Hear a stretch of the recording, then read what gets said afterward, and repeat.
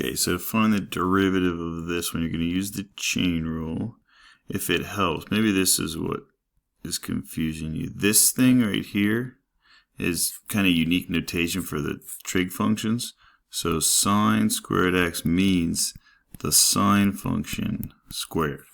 Okay, so that might help. So maybe if we rewrite it like that, let's see if that helps. Sine squared, so that means sine times sine. Okay, so if I rewrite it like that, I do the chain rule. So I bring this down, leave all this alone,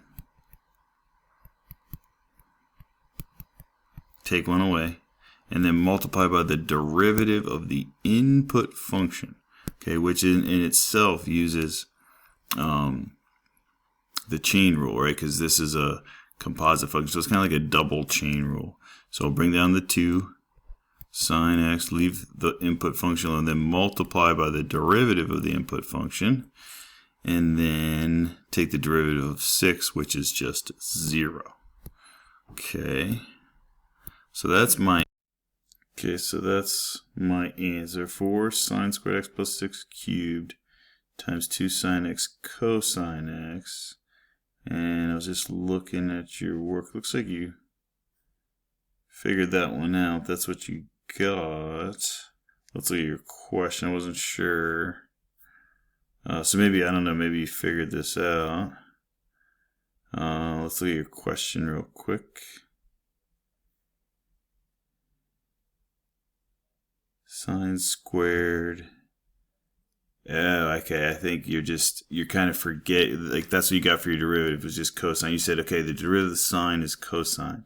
So I think I see what you did.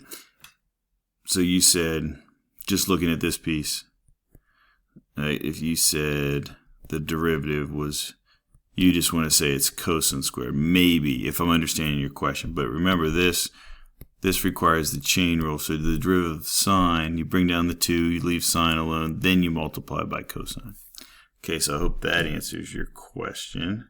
It also looks like you figured this one out because you got these right on your homework, but I'll just kind of walk you through it anyway. So you get y prime, bring down the negative 3, 4x squared plus 5, take one away, chain rule 8x. Okay. So now I would probably simplify that a little bit. I can multiply these together. That's negative 24x. So that's one function. And this will be my other function. So now I need the product rule. That's all to the negative 4 power. I just chose to multiply those two to get that. And now I take the second derivative, is what they're asking for. So I'll leave this alone. Take the derivative of this guy. So that's negative 4x squared plus 5, take one away, multiply by the derivative of the input, plus, right, so this is the product rule, leave this alone, take the derivative of that, plus, now take the derivative of this one, which is negative 24, and then leave this guy alone. Okay, now, that's my second derivative. However, I want to factor. I want to clean this guy up. So negative 24 across this plus sign. What's common? The negative 24 and then this. I can factor that out of this. Okay. Or which power? That's the question here. So let's take a look. Negative 24. This guy definitely shows up. The question is, what's the power I want? Is it negative 5 or negative 4? Typically, you were taught to factor out the lowest factor, which is actually the negative 5. So if I do that, and I'll show you how that works. So you factor this out, what's left? Well, this is left, and that's left. So that would give you 8x squared, because this got factored out, that got factored out. Over here, this got factored out. And here's the big question. Plus 4x squared plus 5 to the negative 5th times 4x squared plus 5 to what power would give you 4x squared plus 5 if I were to multiply this through the opposite of factoring would be the first power, right? Because if I multiply this through, you add these two exponents, that's what gives you the negative 4.